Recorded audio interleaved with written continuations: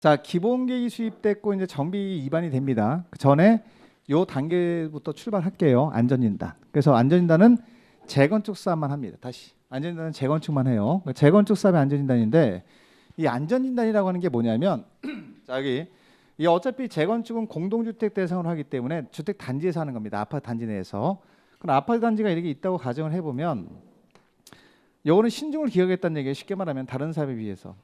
경제적 파급 효과가 크니까. 그래서 이 아파트가 진짜 노블령 건물인지 흔들어 본다는 얘기지. 전문가한테 의뢰해가지고 자 안전진단을 실시를 한 다음에 이 건물이 결과가 나오겠지. 안전진단이 자 결과가 나와서 노블령 건물 철거해야 됩니다. 라고 결과가 나오면 그때는 요 단계로 넘어가는 거예요. 정비를 입안하는 단계로. 자 입안하는 단계로 넘어간다는 얘기는 재건축을 하겠다라는 얘기랑 똑같죠. 자 그럼 정비 입안돼서 어디서 하겠다가 구체적으로 나오고 어떤 사업 하겠다 재건축이죠 물론 여기는 자 하겠다를 결정하는 겁니다. 그래서 자 안전진단에 대해서 몇 가지만 체크를 할게요. 일단 250페이지 가시면 재건축 사업의 안전진단 거기 제목에 밑줄 그어놓으셔야 돼. 자 재건축 사업. 자 안전진단은 다른 사업은 안 해요. 자 무슨 사업 한다고요? 재건축만 합니다. 자 안전진단 실시 가보죠. 자 정비기기 입안권자. 여러분 입안권자는 수리권자로 생각하시면 돼.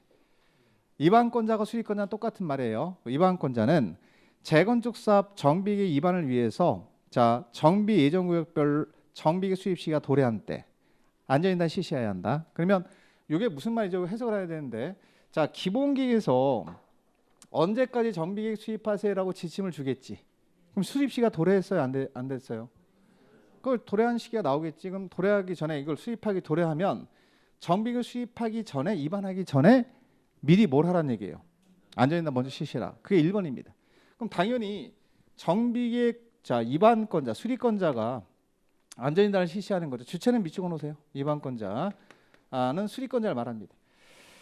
자 됐고 그 다음에 내려가서 동그라미 2번은 뭐냐면 정비계획 입안권자가 직접 이렇게 실시하는 경우가 1번이고요.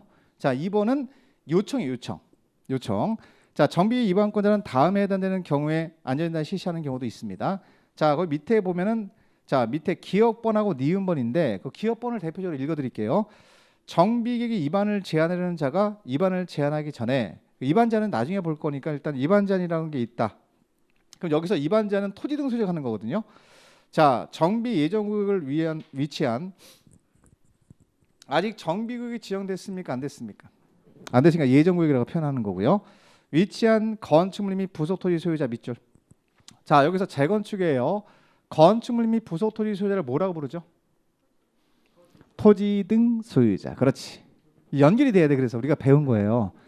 자 토지 등 소유자가 와서 10분의 1 이상의 동의를 받아 안전진단 실시를 요청. 동그라미죠. 요청. 자 그럼 두 가지 방법이 있는 겁니다. 하나는 정비기 수리시가 도래한 때 직접 실시하는 경우도 있고 토지 등 소유자가 동의서 갖고 와서 뭐 하는 경우 요청이 이제 해달라고 요청하는 경우도 안전진단을 실시하라는 얘기죠. 자 이때 포인트만 하나 잡으세요. 숫자가 좀 나옵니다. 자 토지 등 소유가 안전진단 해주세요 라고 할 때는 얼마 이상의 동의가 필요하죠? 그게 좀 가끔 나와요. 10분의 1 10명 중에 1명 이상의 동의가 필요합니다. 그렇게 하시면 돼. 10명 중에 1명. 자 10분의 1 이상의 동의를 받아 자 토지 등 소유가 요청했어요. 그 입안권자가 요청한 거죠. 그 입안권자가 안전진단 실시를 해야 됩니다. 그런 뜻입니다. 두 가지 형태가 있다. 그 정도만 기본적으로 보시고 자 이번에 가면 안전진단 대상이 나오는데 밑에 쭉 내려가서 박스 밑에 자 그럼 재건축 사업의 안전진단은 주택단지 내의 건축물 당연하지. 자 그래야죠. 자 주택단지 안에 있는 건축물을 대상으로 합니다. 자 그리고 나서 뭐라고 써냐면 대통령령으로 정하는 주택단지의 건축물인 경우는 안전진단 대상에서 제외할 수도 있는데 요거는 여러분 지금 보지 마시고 대통령령 나올 때 볼 거예요. 그러면 일단 지금 대상은 일단 재건축 사업할 때 자 시기가 안전진단 실시하는 시기가 정비를 뭐 하기 전에 입안하기 전에 수입 시기가 도래하면 요거 입안하기 전에 미리 뭘 실시해야 된다. 안전진단 실시해야 되고요. 두 번째는 토지 등 소유자가 와서 뭐 하면 요청 10분의 1 이상의 동의를 받아 뭐 하면 요청하면 그때도 실시해야 한다. 그 두 가지만 보시면 돼요. 그 대상은 주택단지 내에 있는 자 건축물이 대상이고요. 자 오른쪽 가서 자 결과보고 제출을 한번 가볼까요, 여러분들? 자 결과보고 제출이라는 얘기는 뭐예요? 안전진단 실시를 하기로 결정했어. 입안권자가. 자, 그럼 여러분 보세요. 그냥 설명만 들어요. 편하게. 자, 이반권자가 시장호수 등이거든. 시장호수 등. 행정청이란 뜻이에요. 자, 이제 누군지 뭐 지금 못 외워도 됩니다. 그럼 이 이반권자가 시장호수인데 시장호수 등인데 시장호수라고 할게요. 제가 등인데 요 시장호수 등은 전문성이 있나 없나? 없으니까 본인이 못하지. 그럼 안전인단 하겠다고 결정한다고 하더라도 본인이 할 수 없으니 안전인단 전문기관한테 의뢰를 하는 거예요. 이것만 들어요. 안 읽어도 돼요. 거기 실시를 의뢰해야 돼. 의뢰. 자, 그러면 안전인단 전문기관에서 실시를 의뢰 받았나요? 안 받았나 지금? 받았지. 그러면 실시할까 안 할까? 가서 주택단지 내 안전인단 실시에서 노블 양분이 90% 이상 있다라는 결과가 나와. 그럼 그 결과 보고서를 누구한테 의뢰를 한 이반권자한테 제출하라는 얘기입니다. 제목만 봐도 알 수 있잖아요. 그래서 자, 읽어드리면 안전인단을 의뢰받은 안전인단 기관은 자, 국장이 정해서 고시하는 기준에 따라서 안전인단을 실시를 해야 되고, 자, 내려가서 맨 끝에 안전인단 결과 보고서를 누구에게? 자, 이반권자 및 뭐 이반권자가 자, 의뢰했으면 이반권자한테 제출하는 거고, 요청환자가 있으면 요청환자에게도 결과를 제출하라는 얘기입니다. 어려운 거 아니잖아. 결과 보고서. 결과 보고서는 누구한테 제출하는 거예요? 자, 의뢰를 한 이반권자가 자, 우리가 이반권자한테 누가 제출하는 거지? 전문기관이 제출을 하는 거지. 그러니까 의뢰를 한 다음에 제출한다 이런 뜻이지. 자, 그럼 보세요. 보고서 나왔어요, 안 나왔어요? 자, 나왔죠. 그럼 시장호수가 정비를 위반할지 안 할지 여부를 결정하는 거야. 맨 밑에 있는 게. 그 제목처럼 정비 위반 여부 결정이죠. 그러니까 이반권자는 자, 안전인단 결과와 도시 및 지역 여건 등을 종합적으로 검토해서 정비 위반 여부를 결정해야 된다. 결국 여기서 위반하겠다, 안 하겠다 여부를 결과 보고서를 보고 결과를 보고 결정하라는 얘기입니다. 그럼 여기서 안 하겠습니다. 그건 의미가 없는 거잖아요, 그죠? 하겠다라고 할 때 절차가 진행됩니다. 그 밑에 내려가면 그 다음에 하겠다라고 했으니까 정비를 위반하는 거지. 밑에 내려가서 흐름이. 자, 밑에 내려가면 이번에 정비 계획의 뭐예요? 위반. 그건 제목만 밑적어 놓으세요. 제목만. 정비 계획. 이건 지금 구체적으로 할 필요 없어요. 개념만 잡으시고 넘어가시면 돼. 그럼 정비 계획 위반됐으면 자, 위반이 됐으면 자, 어디다 정비구를 지정해서 사업하겠다가 나와요, 안 나와요? 구체적인 대상 위치하고 사업 명칭 등이 구체적으로 나옵니다. 그러면 자, 그 다음 단계로 넘어갈게요. 정비계획 위반이 됐어요. 그러면 정비계획을 보고 뭐 하면 될까? 자, 보세요. 어려운 거 물어보는 거 아니에요. 뭘 하면 될까?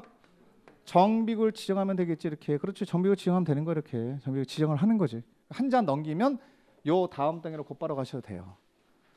자, 그럼 정비구역 지정이 보이시죠 지금? 네. 자, 다음 자 넘기세요. 자, 정비구역 지정이 나옵니다. 그 지정권자는 밑줄 그으세요. 지정권자는 6명. 자, 지정권자 6명이에요. 자, 보세요. 이게 왜 그러냐면 아까 이렇게 출발점을 잘 보셔야 돼요. 자, 우리가 아까 기본계획부터 출발해 볼까요, 여러분들? 자, 기본계획 수립권자가 몇 명이었죠? 5명. 군수 없었죠? 그럼 이 5군데 특별시장, 광역시장, 자치시장, 자치도사 시장은 기본계획부터 출발해서 구역까지 오죠. 그럼 일단 지정할 수 있지 본인이. 5명 있고 군수는 어디부터 출발해? 정비부터 출발해서 여기까지 오잖아 지금. 군수가 들어가는 거야. 그래서 몇 명이 되는 거예요? 6명. 이렇게 자동적으로 연결이 돼야지. 이걸 외우면 안 돼. 이게 연결돼 있는 내용이거든 다 출발해서 다 와서 다 합치면 6명이 되잖아 지금. 다만 출발점은 달라. 출발점은 달라요. 자, 여기 5명. 특별시장, 광역시장, 자치시장, 자치도사 시장은 어디부터 출발했고? 기본계획 수립해서 정비까지 위반했고 그 다음에 구역 지정하는 거예요. 일관성 있게 쭉 내려오는 거예요. 근데 군수는 아까 기본계획이 필요 없었잖아요. 어디부터? 여기부터 내려오면 돼. 그냥 여기서 한 단계 내려오면 군수도 지정권자가 되는 거지. 그래서 지정권자는 몇 명?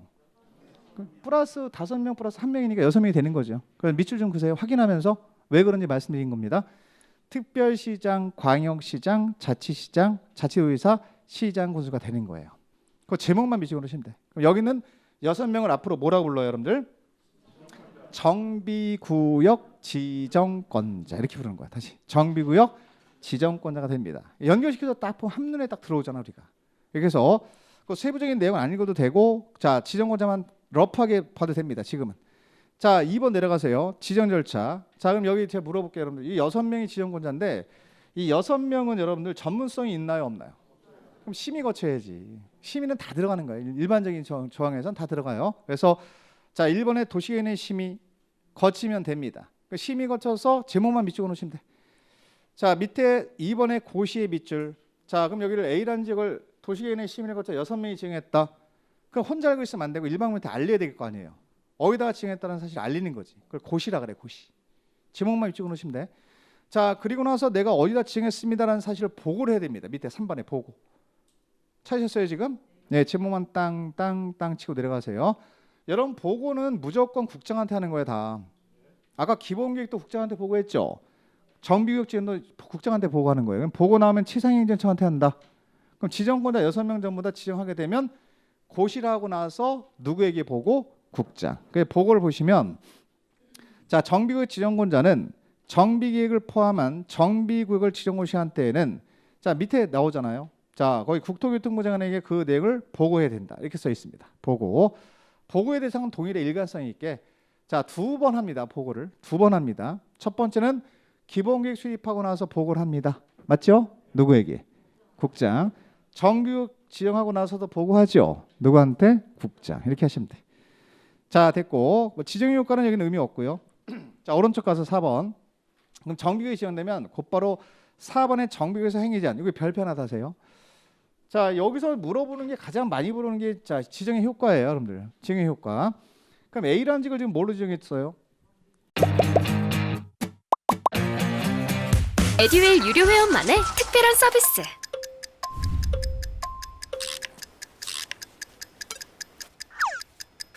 하치하차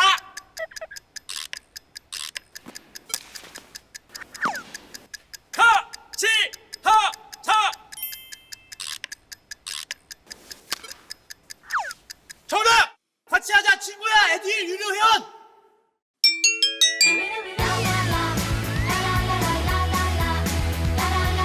친구 소개하고 현금 받는 혜택. 오직 에듀윌 유료 회원에게만. 에듀윌.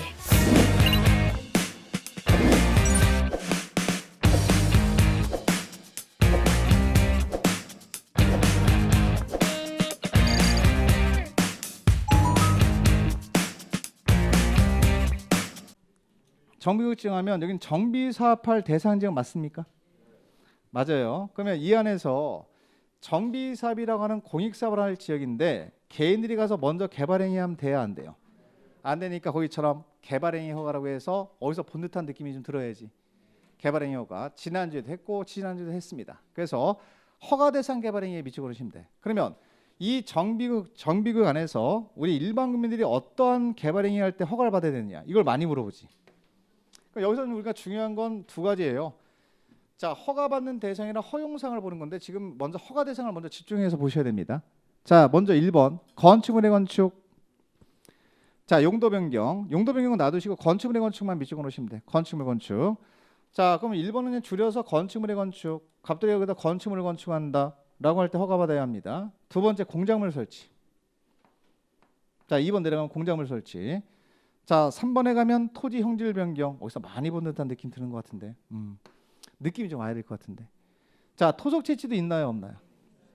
자, 흙물의 자갈 등을 채취하는 행위도 허가받아야 되고, 토지 분할 허가받아야 됩니다. 토지 분할도 허가받아야 되고, 자, 그 다음에 물건을 쌓는 행위도 허가받아야 돼요. 물건 쌓기는 몇 개월 이상이죠? 예, 1개월 이상입니다. 자, 여기까지 공부했고, 그다음 마지막으로 중목벌재 식재도 밑줄 놓으세요. 중목벌재 식재 나무를 자르거나 심습니다. 시읍번에 있네, 시읍번. 자, 나무를 자르거나 심는 행위까지 허가를 받아야 돼. 자, 그럼 몇 가지 행위죠? 7가지예요. 자, 이 행위를 처음 공부해요? 아니면 우리가 공부를 했어요? 했어요. 도시개발법에서. 지난주 했잖아, 우리. 세부로 들어가면 하나의 차이가 있긴 하지만 지금 그렇게까지 공부할 필요는 없고 일단 7개를 기억을 하시면 돼요. 제목만. 그래서 이 행위는 도시개발구역이랑 큰 차이는 없어요. 하나의 차이가 있긴 한데 그건 지금 알 필요가 없습니다. 그래서 지금은 제목만 건축물의 건축 허가받아야 한다. 공작물 설치, 토지 형질 변경, 토속 채취 이걸 잡아낼 수 있어야 돼. 자, 토지 분할, 그다음에 물건 쌓는 행위. 물건 쌓는 행위는 몇 개월 이상? 1개월. 그다음에 나무를 자르거나 심는 것까지 허가를 받아야 되겠지. 그래서 이걸 허가 대상 개발 행위라고 하고 정비구에서는 7가지 행위라고 그래. 이걸 7가지 행위를 할 때는 미리 시장군수 등한테 허가를 받아야 합니다. 허가 대상 기억하시고 자, 이건 제목만 집에 가서 계속 읽으시면 돼요. 제목을 읽으셔야 돼. 어떤 게 개발행위 허가 대상인지 알아야 되니까. 근데 이거는 이미 도시개발부에서 공부를 한 내용을 다시 한번 공부한다 이렇게 생각하시는 게 편합니다. 새로 읽는 게 아니에요. 자, 그리고 또 하나. 자, 대답을 해보세요. 여기서 우리가 허가 대상, 자, 허가를 받고 하는 대상이 7가지가 있는데 요거 한번 제가 말씀드려 볼까요? 재해복구를 위해서 한대. 재난수를 위해서 4글자. 자, 응급조치한대요. 요거 허가 받아 안 받아? 안 받아요. 똑같잖아. 일관성 있게 계속. 그 밑에 가면 동그라미 2번에 허용사항이라고 써 있어요. 다음에 해당하는 행위는 허가를 받지 아니하고 일을 할 수 있다. 기억번. 자, 응급조치에 밑주고 나야지. 재해복구나 재난수를 위한 응급조치. 자, 이건 일관성 있게 국계법도 허가 안 받았죠. 도계법도 허가 안 받고 도정법도 허가 안 받아. 공법 전체에서 허가를 받지 않는다. 라는 결론이 나와야지. 아무리 공법이 규제법이라 하더라도 응급조치하는 행위까지 규제하진 않는다. 그렇게 보시면 됩니다. 정리해 놓으시고. 자, 내려가서 자, 그거 하나만 보세요. 하나씩만 대표적으로 보시면 돼. 나머지 것들은 제가 해드립니다. 나중에. 자, 기득권 보고 내려가세요. 기득권 보고. 그럼 이거는 사실 지난주에 했던 걸 다시 끌고 와서 공부하는 게 제일 효율적이에요. 자, 보세요. 자, 정비구역 지정되기 전에, 자, 지정되기 전에 갑돌이가 여기서 건축물을 건축하고 있었어. 건축물 건축. 자, 5층짜리 건물을 짓고 있었지. 그 이후에 도시개발구역이 지정이 된 거야. 정비구역이. 자, 그럼 이 사람은 정비구역 지정되기 전에 이미 공사나 사업에 착수한 거 맞나요, 여러분들? 착수했지. 그럼 이 사람이 이 사업이나 이 5층짜리 건물, 3층짜리 건물이나 4층짜리, 5층짜리 건물을 계속 지으려면, 공사를 계속하려면 뭐가 필요할까요? 지난주에 도시개발구역에서 신고하라고 배웠죠. 여기도 신고해요. 똑같아요. 기간도 똑같아. 30일. 자, 정비구역 지정구 시된 날로 또 30일 내에 신고하면 이 사람은 공사나 사업을 계속할 수 있다가 되는 거야. 그러니까 이게 짝짝 맞아야지. 지금 지난주에 배운 거 다시 한번 배운다 이렇게 생각하셔야지. 새로 공부합니다라고 생각하시면 곤란하다는 얘기죠. 자꾸 노력을 하셔야 돼 이렇게. 그래 보시면 자, 허가를 받아낸 행위로서 정비구역 지정구 시 당시 이미라는 얘기 뭐예요? 그 전에 정비구역 지정구 시 되기 전에 그런 뜻입니다. 관계법령에 따라서 행위허가를 받았거나 허가를 받을 필요가 없는 행위에 대해서 적법하게 착수했다 이런 얘기입니다. 착수의 동그라미. 자, 공사나 사업에 착수한 자는 대통령으로 정하는 바에 따라서 이게 30일 이내예요. 30일 이내. 자, 신고한 후 일을 계속할 수 있다. 신고의 동그라미. 자, 그럼 신고한 후 일을 계속할 수 있다는 얘기는 결국은 정비구역에서도 기득권은 보호해 주는데, 자, 요건을 몇 가지 갖춰와라? 두 가지. 자, 기본적으로 기득권 보호의 가장 기본은 뭐예요? 뭘 해야 돼요? 착수해야지. 자, 착수만 하면 돼요? 안 되죠. 뭐 해야 돼요? 신고. 이 기간이 대통령으로 정하는 기간인데 30일이야. 30일 이내에 신고하라는 얘기지. 30일 이내에 신고했어요. 그럼 이 사람은 공사나 사업을 계속할 수 있다 이렇게 되는 겁니다. 됐습니다. 정리하시고. 자, 5번에 가면 해제 나오는데 해제는 지금 보는 거 아니에요. 여기는 이제 전체적인 절차를 알아야 되니까 넘기세요. 다음 자 넘겨서 자, 255페이지 갑니다. 자, 255페이지 가시면 정비사업 시행 3장입니다. 255. 자, 거기면 시행 방법 밑줄어 놓고 좀 기억을 하셔야 돼. 시행 방법. 자, 우리가 정비사업 자체가 몇 개 가지가 있죠 지금? 3개가 있어요. 자, 3개가 있는데, 자, 일단 칸을 보세요. 왼쪽에 있는 칸을 보면 사업별로 사업 시행 방법이 다 나와 있습니다. 자, 여기 먼저 나와 있죠. 주거환경개선 사업이 제일 먼저 나와 있고, 자, 두 번째 칸에 재개발 사업 나와 있고, 세 번째 무슨 사업 나와 있어요? 재건축 나와 있으니까 사업을 어떤 방법으로 하느냐가 다 달라 지금. 그래서 먼저 자, 하나씩 정리해 드릴게요. 자, 먼저 주거환경 개선 사업은 오른쪽에 가면 1, 2, 3, 4라고 보이시죠? 그럼 몇 가지 방법? 4가지 방법을 할 수 있다는 얘기인데 그 위에 걸 먼저 볼게요. 자, 주거환경 개선 사업은 다음에 해당하는 방법 또는 이를 혼용했던 거라니. 혼용하는 방법으로 자, 혼용하는 방법에 따른다. 그럼 몇 가지 방법을 따로따로 해도 되고 4가지 방법을 따로따로 해도 되고 2가지 합쳐서 해도 된다는 얘기죠. 네, 둘 다 돼요. 자, 1번에 지금 읽어드립니다. 시행자가 밑줄. 시행자가 정비구역에서 정비기반시설 및 공동이용시설을 새로 설치나 확대하고 토지공사가 스스로 주택을 보존정비 개량한대. 자, 그럼 이게 어떤 얘기냐면 시행자가 지금 뭐 해준다는 얘기예요. 자, 이 지역은 저소득 주민이 집단으로 거주하는 지역 맞죠? 자, 그럼 여기는 도로 같은 게 어때? 정비기반시 극히 열악하죠? 그럼 이거를 그냥 놔둬야 돼요? 새로 설치하거나 개량을 해줘야 돼. 새로 설치해 주는 거야. 그걸 시행자가 그걸 하란 얘기야. 기반시설만, 공동이용시설만 새로 설치하는 확대를 해줘라. 그리고 집은 철거하지 말고 토지공사가 스스로 주택을 보존정비 개량하는 거지. 쉽게 말하면 자 보세요. 자 도로가 굉장히 안 좋습니다. 여기서 주거환경개선 사업에서 그럼 여기 도로가 이렇게 좁거나 하면 시행자가 다른 거 해주지 말고 이것만 해주는 거야. 뭐만? 정비 기반시설. 아까 우리 배운 용어 있잖아요. 도로 같은 거. 근데 공동이용시설 이것만 새로이 설치하거나 확대를 해줘. 도로 같은 거 넓혀주는 거지. 근데 여기는 보세요. 자 집이 있습니다. 이 집을 철거하지 않고 하는 사업도 아까 있었나 없었나? 보전정비 개량하는 사업 있었잖아 우리가. 그거 하라는 얘기야 지금. 그럼 토지 등 소유자는 시행자는 아니지만 시행자가 지원을 해준단 말이에요. 돈을 개량하세요. 돈을 지원해 줄 테니까 저리로 지원해 줄 테니까 철거하지 말고 개량만 해서 쓰세요. 이렇게 하는 거야 지금. 그 역할을 누가 하는 거예요? 토지 등 소유자가 하는 거예요. 그러면 시행자는 뭘 해주고 정비 기반시설이나 공동시설만 새로이 설치하거나 확대해주고 토지 등 소유가 스스로 주택을 보전정비 개량하는 방식이죠. 예. 그러니까 요거는 시행자도 하는 역할이 있지만 토지 등 소유자도 해야 되는 역할이 있지. 그렇게 하는 방식이야. 자율개발 방식이라고 생각하시면 돼. 그러니까 원래는 대부분의 사업은 어떻게 하는 게 일반적이에요. 시행자가 싹 다 해주는 거지. 도로도 넓혀지면서 철거하고 새로 짓는 사업을 하는데 그게 아니라 기반시설이나 공동시설만 싹 설치해 주는 거지.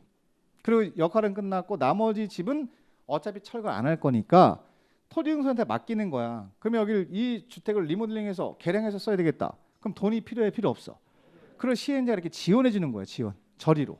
서울시에서. 예를 들면 그러면 이걸 지원받아서 토지등소가 스스로 주택을 보전정비 개량하면 여기 있는 사람들 자 내쫓을 필요가 있어요 없어요?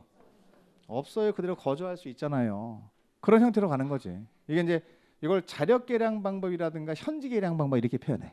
이거를. 근데 일단 이 사업 자체가 어떻게 이루어지는지만 좀 기억을 하시면 돼. 그럼 여기는 역할을 좀 나눠서 해요. 혼자 다 해요. 나눠서 하는 지역이라고 생각하시면 나눠서 하는 방식이야. 뭐 누구는 이걸 반반 방식 그렇게 얘기를 해. 반반. 다시 말하면 시행자가 다 하는 게 아니라 반만 하는 거야. 기반시설만 싹 설치해 주는 거지. 그리고 나머지는 토지 등소가 스스로 주택을 보전정비 개량하는데 그럼 토지 등소가 시행자가 되나요 안 되나요? 시행자가 되는 건 아니고 시행자 따로 있고 시행자가 하는 역할이 여기까지예요. 여기까지. 정비 기반시설만 새로이 설치하는 확대해 주고 그리고 두 번째 역할이 여기 토지 등소자한테 지원을 해 주는 거야. 소유자한테 자금을. 그럼 이걸 지원받아서 토지 등소가 스스로 주택을 보전정비 개량하는 형태로 사업을 할 수 있다는 거지. 이게 무슨 사업이 그래요? 주거환경개선 사업이 그래요. 자, 두 번째. 자, 두 번째는 사업 시행자가 정비구역의 전부나 일부를 수용했던 거라며. 수용. 이건 뭐 눈에 좀 들어올 것 같은데. 자, 수용해서 주택을 건설한 후 자, 토지 등 소유자에게 우선 공급하거나 대지를 토지 등 소유자 또는 토지 등 소유자 외의자에게 공급하는 방법. 수용의 동그라미 방법의 동그라미 치면 돼. 결국 뭐 그 뒤에 있는 건 의미가 없고요. 자, 여기는 싹 수용해서 하는 방법이 있다. 수용 방법이 있다. 이렇게 줄여서. 자, 수용 방법이라고 줄이면 돼요. 이거를. 자, 수용 방법으로 할 수 있다. 전분의 비로 수용해서 할 수 있습니다. 자, 내려가서 3번은 환지의 동그라미 방법의 동그라미. 환지 방법. 나오네 드디어. 환지 방법도 가능해요. 여러분이 환지 지난주에 배웠나요? 이것도 가능합니다. 토지를 교환해 주는 방식. 에듀윌 유료회원으로 가입을 했더니 친구 추천 이벤트가 있더라고요. 그래서 주변에 아는 사람들한테 추천을 다 해줬어요. 근데 친구들이 결제할 때마다 10만 원씩 받았거든요. 그래서 한 지금까지 받은 게 200만 원 가까이 되는 것 같아요. 자, 수용이라고 하는 건 토지를 어떻게 하는 거예요? 강제로 취득해서 하는 방식이 있고 그다음에 여기 있는 사람한테 우선 공급해 주면 되잖아요. 자, 그다음에 이건 토지를 교환해 주는 방식 다 됩니다. 달동네는 다 돼요. 주거환경개선 사업은 수용 방법으로 할 수도 있고 그다음에 환지 방법으로 할 수도 있습니다. 또 하나 4번 가보세요. 자, 시행자가 정비구역에서 인가와 등 관리처분계획에다 밑줄. 처음 보는 단어일 거예요. 관리처분계획에 따라서 주택 부대 복리시설을 건설해서 공급하는 방법의 동그라미. 자, 그럼 무슨 계획에 따라 공급하는 방법? 관리처분계획은 뒤에서 공부합니다. 자, 그럼 결론은 자, 몇 가지 방법이 있죠 지금? 네 가지죠. 여기는 첫 번째 방법은 기반시설만 설치해주고 토지 등 소유자가 스스로 주택을 보전정비 개량하니까 반반씩 하는 사업이지. 현지 개량 방법이 있다는 거지.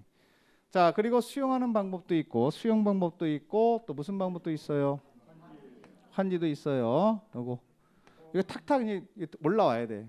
공부할 때 관리처 분계. 이거는 이제 분양객 수입해서 하는 방법이 따로 있어. 그러면 자, 네 가지 방법을 선택할 수 있다는 뜻이야. 다시 네 가지 방법을 선택할 수 있다는 뜻이에요. 자, 근데 네 가지 방법 중에서 수용 방법만 할 수 있나 없나? 가능해. 수용 플러스 환지할 수 있나 없나? 가능해. 혼용으로 할 수도 있다는 겁니다. 어쨌거나 네 가지 방법을 기억하는 게 좋아요, 여러분들. 자, 그럼 이 네 가지 방법을 갖고 이제 어떻게 하신다면 내려가면 무슨 사업 나오죠? 내려가면 재개발인데 이걸 버리지 말고 일단 네 개를 잡아놔. 집에서 공부하실 때. 자, 반반 방식. 자, 기반시설만 설치해 준다. 그리고 토용수가 스스로 주택을 보존 정비 개량하는 방법이 하나 있고 수용 방법이 있었고 환지가 있었고 관리처 분객이 있었죠. 내려갑니다. 내려갑니다. 내려가면 무슨 사업 남죠? 재개발 나오죠. 내려갈 때는요. 아, 네 가지 방법 너무 무겁잖아. 그래서 자력 개량 방법, 자, 반반 방법이랑 수용 방법 버리고 내려가. 그 1, 2번을 버리고 내려가시라고. 1, 2번을. 새로 외우지 마시고. 그러면 몇 개 남아요? 아, 2개 남잖아. 2개. 뭐하고 뭐? 환지하고 관리처 분객 남죠. 그게 재개발 사업이에요. 그럼 재개발 사업은 둘 중에 하나의 방법을 선택할 수 있다라고 하시면 돼. 자, 그래서 자, 거기 보시면 재개발 사업은 정비구역에서 인가받은 관리처 분객 밑줄에 따라 건축물을 건설해서 공급하거나 슬러시. 자, 관리처 분객을 수입해서 공급하는 방법도 있고요. 환지도 있어요. 그러면 자, 새로 하지 마시고 주거환경 개선 사업이 아까 네 가지 방법이 있었죠. 네 가지 방법 중에서 몇 번을 버리고 내려와? 1, 2번 버리고 내려가면 그걸 붙이면 재개발이 되잖아, 우리가. 그렇게 하시면 돼. 그 다음에 자, 보세요. 자, 재개발해서 재건축 내려갑니다. 내려갈 때는 위에 있는 걸 버려. 환지를 버려. 그러면 관리처 분객이 남지. 그럼 재건축은 딱 하나의 방법밖에 없다라는 결론이 나오는 거야. 관리처 분객 말고는 못한다. 그래서 재건축 사업은 정비구역에서 인가받은 관리처 분객에다 밑줄 주택, 부대, 복리, 오피스텔을 건설해서 공급하는 방법으로 한다. 이거밖에 없어요. 관리처 분객 밑줄 놓고 방법에 동그라미치면 되지. 지금 러프하게 보셔도 돼. 지금은 개념만 잡으면 되니까. 그러면 특징이 가장 많은 방법으로 사업을 할 수 있는 게 무슨 사업이죠? 주거환경 개선 사업은 네 가지 방법. 자, 재개발 사업 몇 가지? 2가지. 2개 버리고 왔으니까 2개 남지. 환지랑 관리처 분객이 남았어요. 그러면 재개발은 둘 중에 하나의 방법을 선택할 수 있습니다. 환지로 할 수도 있고요. 관리처 분객으로 할 수 있어요. 정리해 놓으셔야 돼. 그리고 내려갈 때는 환지를 버리라니까 위에 있는 거를. 그 하나밖에 없잖아. 관리처 분객. 말고는 못 한다는 얘기지. 그게 사업 시행 방법이야. 그래서 여기서 사업마다 다 달라요. 사업 시행 방법이. 그래서 우리가 이제 정리를 해보면 주거환경 개선 사업은 몇 가지? 4가지. 재개발은 2가지. 재건축은 하나. 이렇게 되잖아, 정리가. 탁탁 정리해놔야지. 근데 여기서 제일 중요한 사업이 이게 제일 중요해요. 맨 위에 있는 거. 왜? 출발점이니까. 주거환경 개선 사업을 알아야 나머지 사업이 정리가 되는 거거든요.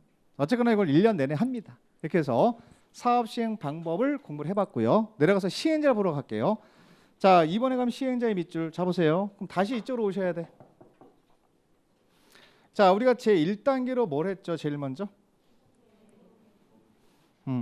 자, 이거 읽어볼까? 기본계획. 자, 이거 흐트러지면 안 돼. 지금 집중해야 돼. 자, 무슨 계획 수립했다고? 기본계획 수립했어요. 그러니까 기본계획 수립한 다음에 뭐 했어요? 정비계획 입안했죠. 입안하기 전에 재건축 사업은 그래야지. 재건축 사업은 안전진단을 먼저 실시해야 됩니다. 자, 실시해서 안전진단 입안, 자, 안전진단이 통과되면 입안했죠. 그리고 나서 여기까지 한 거예요. 뭐까지 지원됐어요? 구역 지원됐어요. 여기까지 한 거지. 그럼 구역이 지원되면 정비 사업을 누가 할지를 정해야 된다는 얘기잖아, 지금. 시행자로 내려가는 거야, 그 다음에. 그 전에 우리가 시행 방법을 본 거고요. 자, 그러면 여기서 시행자는 옆에다 써놓으세요. 공공하고 민간이라고 써놓으세요. 공공하고 민간 2명으로 크게. 지우고 볼게요. 자, 일단 정비구역에서 자, 누가 사업을 할지를 정하는 겁니다. 자, 쭉 끌고 오른쪽으로 가봐야 되겠다, 그죠? 자, 오른쪽 이렇게 가서 자, 사업 시행자 이렇게 하면 조금 더 나을 것 같은데. 자, 시행자 파트로 넘어가는 거죠, 이렇게. 시행자 정하는 단계로 넘어간다 이렇게 보시면 돼. 그럼 시행자는 몇 명이냐면 크게 러프하게 크게 자 보는 건데 공공이 있고 민간이 있다. 옆에다 써놓으세요. 공공 민간. 자, 공공사업 시행자도 있고 민간도 있습니다. 이렇게. 자, 공공도 있고 민간도 있어요. 이렇게 되는 건데 일단 이것만 대답해도 충분하긴 하지만 대표성 있는 자 몇 명은 아셔야 돼. 그래서 이 공공이 누구냐면 시장호수 등이에요. 등이 있고, 자 우리가 아까 용어 정의할 때 배웠지만 토지, 주택, 공사 등도 공공이죠. 근데 이렇게 두 명 주면 다 공공이라고 대답해요, 여러분들. 이걸 누가 민간이라고 하겠습니까? 어려운 거 아니란 얘기죠. 자 그러면 여기서 자 공공 일단 대표성 있는 두 명만 먼저 기억을 하세요. 자 시장운수 등 쓰세요, 옆에다.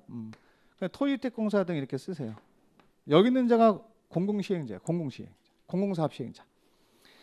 자 여기는 공공사업시행자가 할 수도 있고 민간이 할 수도 있다는 뜻이에요. 자 그러면 여기서 민간이 누굴까요? 그러면 조합을 통해서 할 수도 있다. 조합 아주 중요하지. 자 토지 등 소유가 할 수도 있어요. 토지 등 소유자가 할 수도 있습니다. 조합 설립하지 않고 할 수도 있어. 토지 등 소유자가 이렇게 되는 거지. 그럼 여기서 자 공공과 민간을 지금 설명드린 거지. 이렇게. 그럼 여러분들 요거를 가지고 대입을 하는 거지 외우는 게 아니에요. 자 그러면 여기 나와 있는 시장운수 등이라든가 토지주택공사 등 공공이에요, 민간이에요? 자 대답해 보세요. 공공. 그럼 제가 앞으로 공공 그러면 몇 명? 시장운수 등도 들어가고 토지주택공사 등도 포함된다 이렇게 이해하셔야 돼요. 자 그리고 민간은 누구? 조합이 있고 토지소유가 있다. 자 그럼 이걸 갖다 대입을 해볼게요. 자 왼쪽에 사업이 몇 개 있습니까? 전비 사업이 지금 3개 있어요. 그럼 거기 갖다 대입을 할게요. 외우지 마시고. 자 다시 이쪽으로 오세요. 자 여기 주거환경개선 사업은 달동네 맞나요? 저소득층이 집단적으로 거주합니다. 자 그럼 여기 있는 계시는 분한테 뭐라고 하냐면 조합을 설립해서 비용을 부담해서 조합원들이 비용을 부담해서 사업을 해보세요. 사업해요? 어려워요? 어려워요. 못해. 민간이 못하는 거예요. 여기서. 민간은 절대 못 들어가는 사업이 달동네 사업이에요. 여기는 공공주도예요. 공공주도. 자 그럼 여기는 공공만이 할 수 있는 사업이고 민간은 못해. 그럼 민간이 할 수 있는 영역은 달동네는 안 된다라고 하셔야 돼요. 주거환경개선 사업 안 되고요. 밑에면 몇 개 있어요? 여기 두 가지가 되는 거예요. 두 가지. 재개발과 재건축은 반대로 민간이 우선이야. 그러니까 조합이나 토지 소유가 하는 거지. 자, 근데 자 여기서 조합 우리가 민간이 지금 몇 명 있었죠, 우리가? 자 여기 있는 아니 여기 민간 조합이 할 수 있고 누가 할 수 있어요? 토지 소유자. 자 그럼 여기서 보세요. 저 시행자 한번 정리해 볼게요. 여기는 공공이고 여기는 민간이다. 그럼 여기는 공공이 누가 있습니까?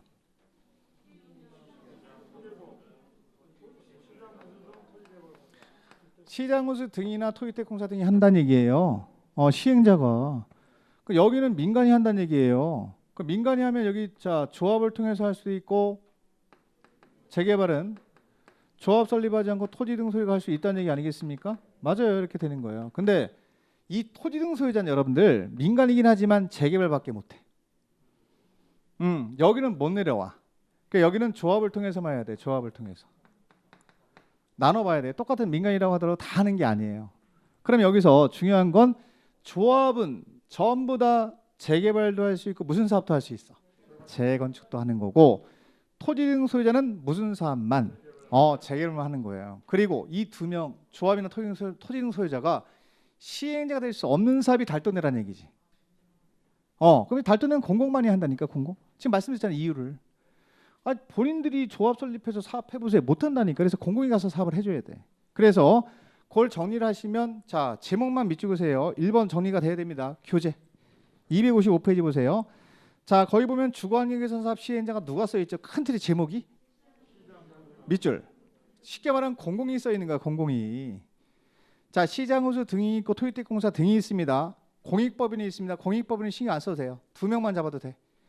자 시장운수 등이 있고 토지주택공사 등이 있다. 그럼 여기는 누가 나오거나 누가 나오면 X. 조합이 나오거나 토지 소유가 나오면 X 하는 거야. 민간 못한다 이렇게 이게 포인트란 말이에요. 지금 공공만이 할 수 있는 사업이거든. 그 이유를 말씀드렸고 그럼 반대로 한 장 넘기시면 무슨 사업 나와요? 달동네 주거환경개선 사업 아랫동네에서 하는 사업이 나오겠죠. 여러분들. 무슨 사업? 재개발 사업 나와요. 그럼 재개발 사업은 누가 한대요? 그렇지. 둘 다 하는 거야. 조합 또는 토지 등소유가 할 수 있다. 지금 설명드린 게 나오잖아. 지금. 다시. 자 조합을 설립해서 할 수 있고 토지 등소유가 할 수도 있습니다. 제목만 밑줄어 놓으세요. 제목. 누가 하는지 알아야 세부적인 내용이 들어갑니다. 자 그리고 재건축 내려가면은 여기는 누가 없죠? 토지 등소유가 없어요. 누구만 있어요. 조합. 지금 설명드린 게 나오죠. 그러면 이게 영역이 달라. 영역이 지금 말씀드리면 자, 공공인 시장호수 등이나 토지택공사 등이 할 수 있는 사업은 무슨 사업? 지금 정리해야지 같이. 주거환경 개선 사업이고 나머지 영역은 누가 하는데 나머지 영역은 두 가지죠. 재개발하고 재건축은 민간이 하는데 민간 2명 다 할 수 있는 게 재개발이고 조합을 통해서 해야 되는 사업이 무슨 사업이다? 재건축이다. 이걸 지금 집에 가서 하시라는 거예요. 누가 시행인지 먼저 알아야 세부적인 내용이 들어가요. 지금 세부적인 내용을 안 하는 이유가 있는 거예요. 누군지도 모르는데 그 세부적인 내용 해봤자 의미가 없다는 거지. 그래서 일단 크게 자 공공과 민간 이렇게 나눠. 공공이 하는 영역이 있고 민간이 하는 영역이 있다. 공공이 하는 영역은 무슨 사업이다? 주거환경 개선 사업이다. 그럼 민간 영역은 두 가지지 두 가지. 재개발과 재건축은 다 민간이 하는데 민간 둘 다 할 수 있는 게 재개발이에요. 다시 말하면 조합을 통해서 할 수도 있고 토지공사가 할 수도 있습니다. 자 그리고 재건축은 토지공사가 못해요. 뭘 통해서 해야 돼요? 조합. 그것만 하셔도 돼. 이게 정리가. 그 여기는 지금 우리가 목표가 누가 시행자인지 찾는 거거든. 지금 기초 과정은. 그걸 집에 가서 찾아주시면 되는 거지. 뭐 더 깊이 들어갈 필요가 없습니다. 왜냐하면 이 프레임이 잡혀야 세부적인 내용이 들어가거든요. 이 프레임이 없는데 막 세부적으로 내용 들어가면 헷갈리기만 한다는 얘기야. 그래서 우리가 시행자가 누군지를 정확히 아는 게 중요해요. 지금 단계는. 그래서 공공, 민간 이런 식으로. 공공이 가서 하는 사업은 달동네, 주거환경 개선 사업. 여기는 시장호수 등이나 토지주택공사 등이 합니다. 라고 대답하시고 그거 대답하면 충분해 지금은. 그 다음에 자 재개발은 누가 사업해요? 응?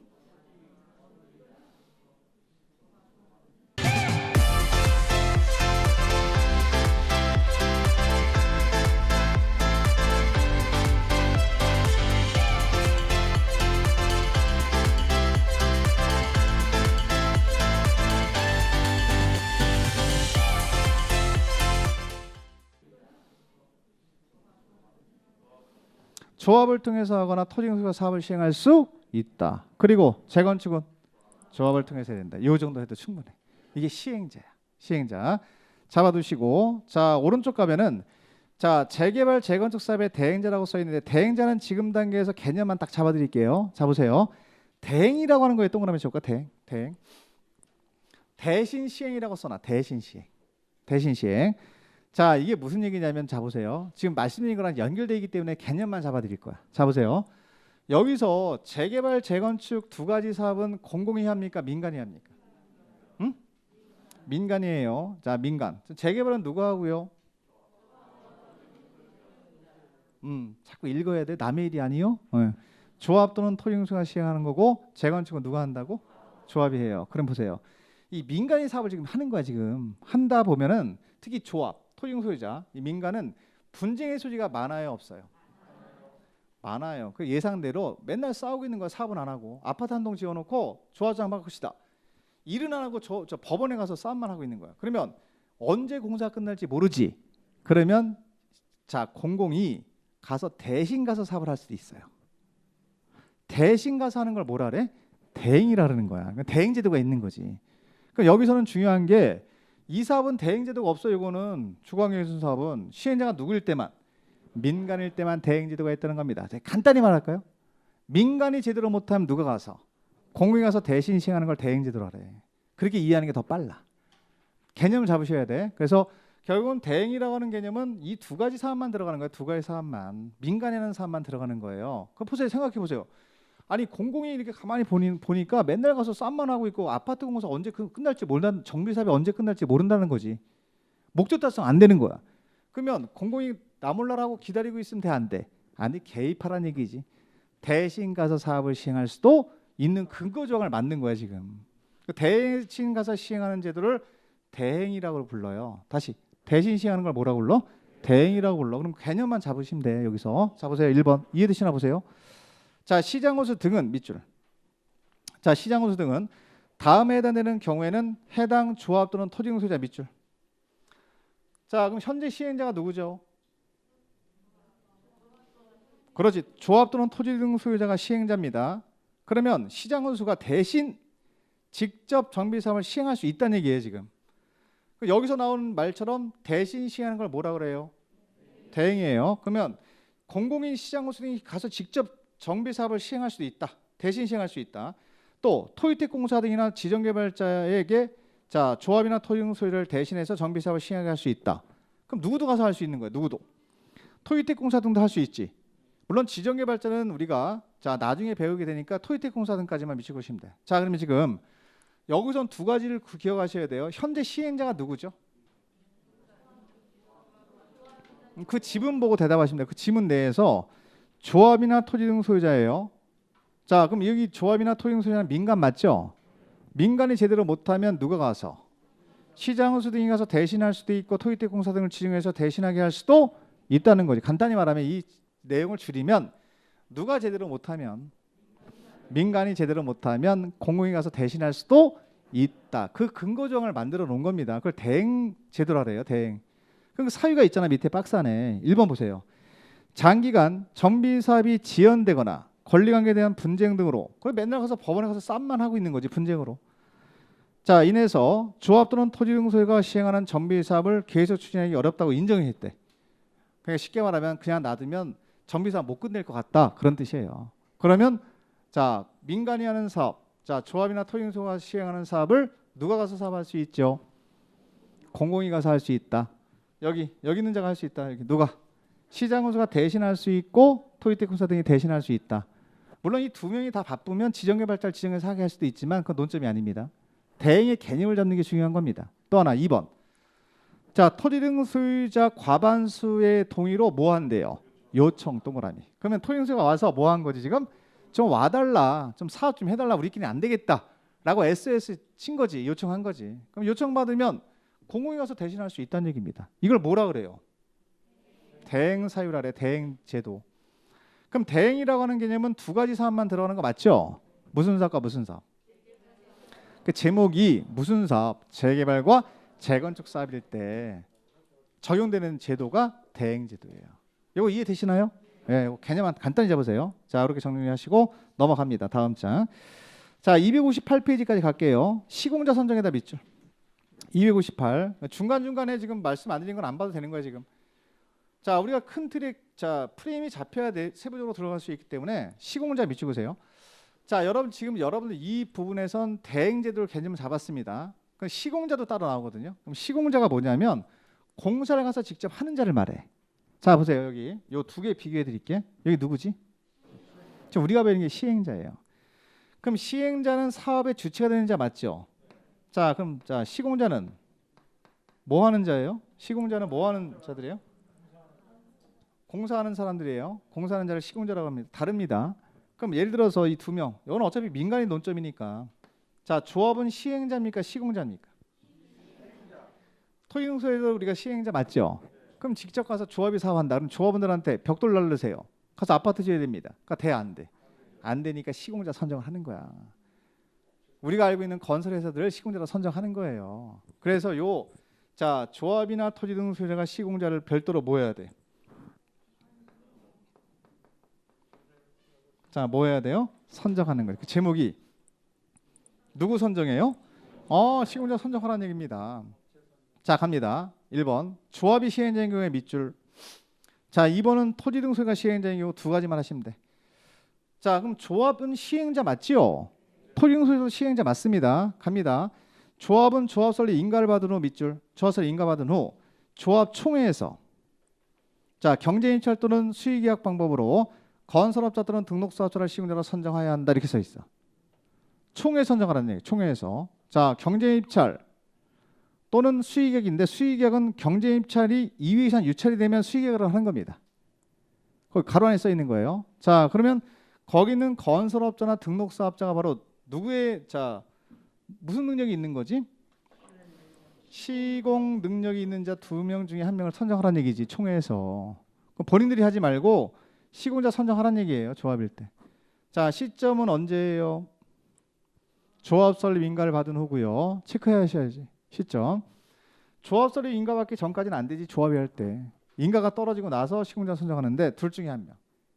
건설업자나 등록사업자를 시공자로 선정해야 됩니다. 총회에서. 어려운 거 없고요. 자, 그 다음에 여기 보세요. 토지 등 소유가 시행자래요. 자, 그러면 거기 2번에 가세요. 2번. 자, 토지 등 소유가 시행자인 경우는 자, 토지 등 소유가 무슨 사업할 때 시행자 될 수 있지? 재개발만 가능하지. 재개발만. 다른 사업 못 해요. 다 무슨 사업만 돼요? 재개발. 그럼 거기 나와 있는 것처럼 토지 등수가 재개발 사업을 시행하는 경우에는 사업 시행계획 인가를 받아놓고 밑줄만 거나요? 절차를 전체적으로 알아야 됩니다. 규약에 동그라미 쳐요. 규약. 의 규약에 따라서 건설업자 또는 등록사업자를 시행자로 선정해야 한다. 이렇게 나옵니다. 자, 아까 우리가 용어 정의할 때, 자, 조합이 시행자면 조합원들의 권리와 의무를 정하는 문서를 뭐라 그랬죠? 정관. 토지 등수가 할 때는 규약. 규약이에요. 규약이고는. 규약으로 알아서 정하라는 얘기지 이게. 그러니까 여기서는 우리가 정리가 뭐냐면 아까 조합일 때는 경쟁이체할 방법이 있었나 없었나? 있었지만 여기는 아예 그 조항이 없어. 그 이유를 말씀드리면 여러분 보세요. 토지 등수가 재개발 사업 하는 거 있죠? 그건 전제 조건이 있어요. 20인 미만일 때만 할 수 있어. 인원수가. 토지 등수이자 수가 20인 미만일 때만 이거 가능해. 자, 그럼 인원수가 많아요, 적어요? 아, 얼마 안 되는 소규모로 하는 거예요. 소규모로 얼마 안 되잖아 지금. 그럴 때는 규제를 할 필요가 있다 없다? 없다. 알아서 규약으로 정해서 이렇게 하는 거지. 그래서 자, 조합일 때는 조합사를 인가받고 나서 자, 경쟁이체 또는 수의계약 방법으로 건설업자나 등록사업자 시행자로 선정해야 되고요. 두 번째, 토지 등수가 사업을 시행할 때는 뭐에 따라서 규약으로 그냥 정하면 돼. 규약이면 규제를 한다는 얘기 안 한다는 얘기예요. 자치적으로 알아서 하세요. 이렇게 이런 얘기입니다. 왜? 20인 미만이니까. 인원수 얼마 안 되니까 그때는 규제 안 하겠다. 그래서 자, 규약으로 정하는 바에 따라서 건설업자나 등록사업자를 시행자로 선정해야 됩니다. 요게 누구 선정이에요? 자, 다시 누구 선정하는 거예요? 시공자 여러분들. 시행자는 사업의 주체가 되는 자고 시공자는 직접 가서 공사하는 자야. 그럼 시공자가 하는 역할이 기존에 있던 아파트가 노블량된 아파트가 있어요. 이 건물을 철거하고 새로 짓는 사업을 하는 자를 말한다. 그 자를 누구라고 한다? 시공자. 됐어. 그리고 두 가지 다 배우는데 시공자보다는 시행자가 중요하지 아무래도. 논점이 그 중에서 100% 나오는 게 조합이에요. 다시 100% 나오는 게 조합이에요. 조합. 지난주에 공부한 도시개발법에서도 조합 중요하다고 발표했죠. 도정법도 조합이 매년 나와 시험에. 그래서 오른쪽 가면 3번의 조합설립추진위원회 및 정비사업 조합이 나오는 거지. 이게 한 문제 이상 나오거든요. 그러니까 이게 이제 시행자 파트에서 제일 중요하니까 이건 잠깐 휴식하셨다가 다음 시간에 자, 조합과 관련된 내용을 공부를 하도록 하겠습니다. 잠깐 휴식하겠습니다.